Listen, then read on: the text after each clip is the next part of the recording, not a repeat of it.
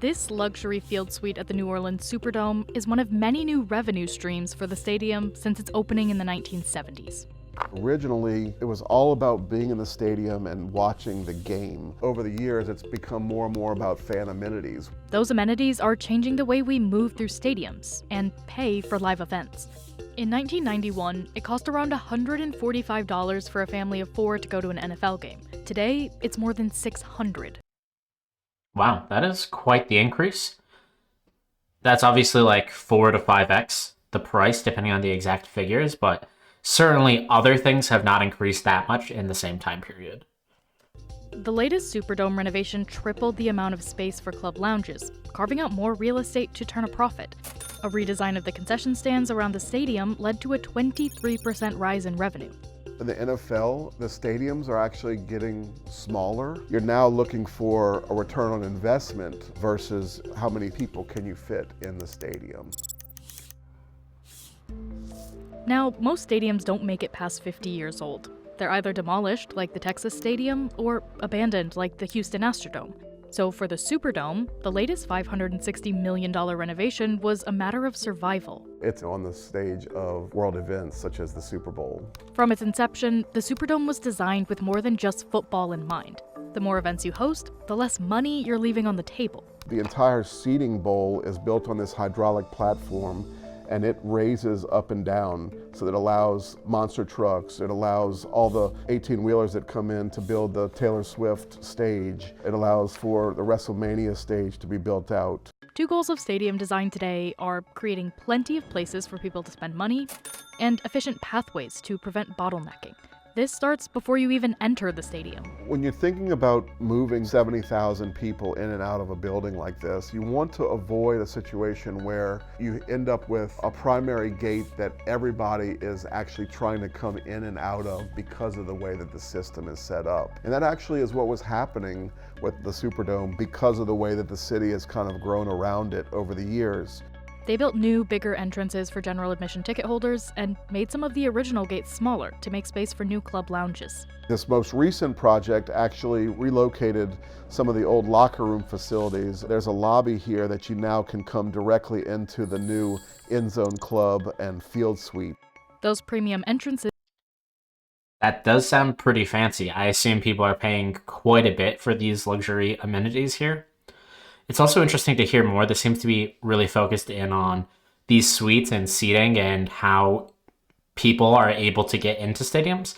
We actually reviewed another video not too long ago about how some stadiums can actually be converted from things like basketball to hockey. And they really kind of went in depth on that one, in case you're interested in that. But it's also interesting to see how this one is really focused in on profitability and the actual number of people who can make it in and out at a particular time. add value to the more expensive ticket packages.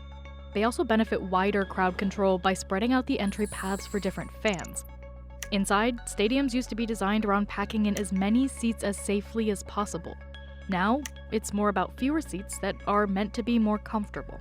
How long is it taking you to get to the restrooms or the concession stands or the...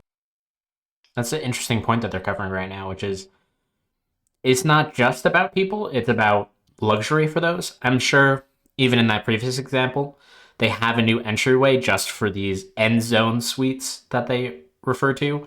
So it already probably feels quite luxurious to have a separate entrance that you're going to with a much smaller capacity than the general admission tickets, where there's probably tens of thousands of people all trying to get in to a few of them. Whereas like you can probably just enter in with maybe 100 or so folks.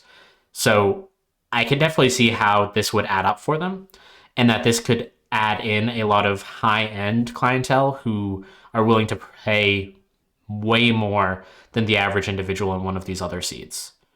or the bars. If that is too complicated, people just won't do it. Generally, you don't want to have to cross more than 6 seats in a suite or 10 to 15 seats in general admission. If it's done right, people are all the time kind of getting up, moving through, going downstairs, coming back up to your seats, and it's very easy to move. The Superdome used to have this winding ramp system people would walk through to get from floor to floor, but it took crowds a long time to get upstairs and used up a lot of space in the floor plan. Once we showed what you could do based on the real estate that was taken up by these, it became the obvious decision to remove them from the sidelines. Brad's team carved out the space around the ramp system and replaced it with much faster escalators and elevators that take people straight up multiple floors. That freed up space to add new atriums and concession stands.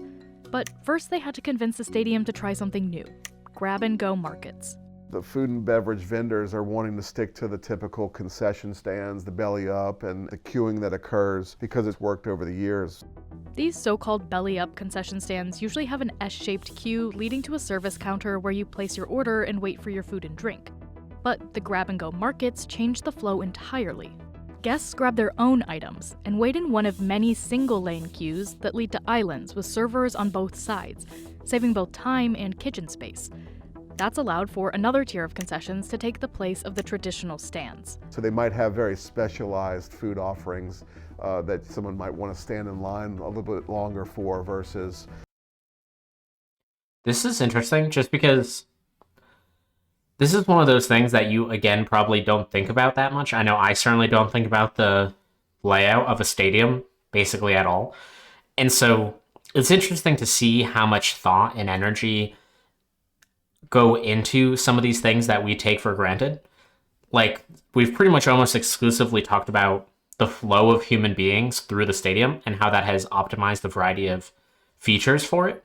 And that's been their entire focus. How can I get as many people in? How can I allow them to move around as best as possible?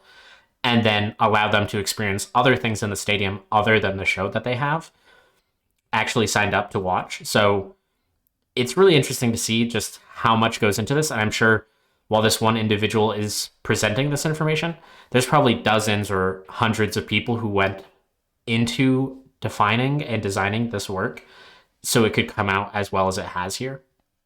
Hamburgers and hot dogs and chicken tenders that you're moving through these grab-and-go markets much quicker. Another way to increase efficiency and revenue? Add a massive branded bar with space for lots of little queues rather than one long queue. This is a 40-yard long bar that every 5 feet or so is a point of sale. Behind the scenes, stadium managers watch a real-time dashboard showing which items are selling best throughout the stadium. Say one section is buying more champagne while the other is buying more beer. They can change the menus and stock accordingly. Stadiums are taking a more personalized approach to the seating bowls as well. Gone are the days of simple seats and suites. Today is all about variety. There are sort of 3 zones that we consider. Sidelines, corners, and the end zones. Within each of those sections is a mix of private suites, club zones, and general admission seats. Sideline seating offers you the best views, which is where you'll find the most premium seating. The whole goal would be to have all of your seats, whether they be premium or general admission, selling out for every event. Private suites are typically purchased outright, or leased for 3 years by companies or individuals. They can then be rented out for $10,000 to $50,000 a day, depending on the event. Other stadiums are pulling out all the stops to stand out, from the nightclub like Wynn Field Club in Las Vegas to the private pool suite at Chase Field in Arizona. Let's say you're replacing 1,000. That last one seems a little silly to me. I could see the other one where you're sort of behaving as though you're in like a club, you're drinking, you're having fun with your friends while watching a game. That makes sense to me. I'm not sure if I'm buying the swimming in a pool, maybe with like your kids while watching a game. Like, that seems unnecessary in my mind. Like, at least drinking, like, it's a passive thing that you do while in the stands. And so just having an experience that's slightly tailored to intaking alcohol or something like that makes sense to me. You could also have one presumably for food would make sense to me. It's an activity you're already doing there. But doing an entirely other activity while you're watching a game seems unnecessary. Like, why would you pay for a game to then go swim around with your kid like they had in that photo? That doesn't really make as much sense as, at least not to me. Maybe all of you have different thoughts, so maybe post your thoughts in the comments below. Would you go swimming in a stadium while other people are just watching the game? It just doesn't seem to add up for me. That should probably be separate. 1,000 general admission seats with 100 premium seats. That becomes the calculation that you look at. Club seating, on the other hand, goes for around $2,000 to $4,000 for a Saints season ticket. And while end zone seats aren't the most valuable to the stadium, costing around half the price of sideline seats, private field suites can boost the revenue for that section. You're right on the field, essentially, which from a sightline standpoint, you can see maybe is not so great. These new video boards allow for the sightlines of the game to still be acceptable. That new revenue stream helped enable a necessary change in the corners of the stadium. In order to add new accessible seating sections, they had to get rid of some general admission seats. It's a numbers game, so let's just say you're going to take away 1,000 seats. Well, what you're replacing that with becomes the return on investment calculation. Ticket revenue for the Saints rose 6% after the renovation. As for what the next big innovation in stadium design will be, it's not going to be a suite or a club or any of the things that we're talking about or doing today. I mean, will there be a situation where the camera that floats above the game and videos it, will that somehow become an actual suite that is maybe somehow moving or floating over the field? Or will there be clubs where you're able to put on some kind of virtual reality and I've actually seen a few things like this. This is an interesting concept. I have seen some areas where they had basically like a 360 movie screen, and that they're starting to think about putting live events there. That'd be very interesting in so much as this could even be a building nearby to the stadium. So maybe you can still do like the tailgating and things like that, but it doesn't have to be there at all. And these stadiums could potentially sell the footage of cameras that are basically making it seem as though you're in the action or very close to the sidelines while you're like in an entirely different building. So this is an interesting way that might change how people view live sports in the future, and it seems to be just starting here. So it's cool that they're mentioning it right now. Experience the game as a player because the player actually has this technology built into them. As the business model of live events evolves, architects like Brad will be there to transform the space to fit the brief. The challenge is to design ways to drive revenue without leaving the fans behind. The power of a well-designed stadium unlocks the business side of stadiums to where you're bringing in people from all over the world. Thank you for watching. If you've enjoyed what you've seen, please hit like or subscribe. I'll see you around.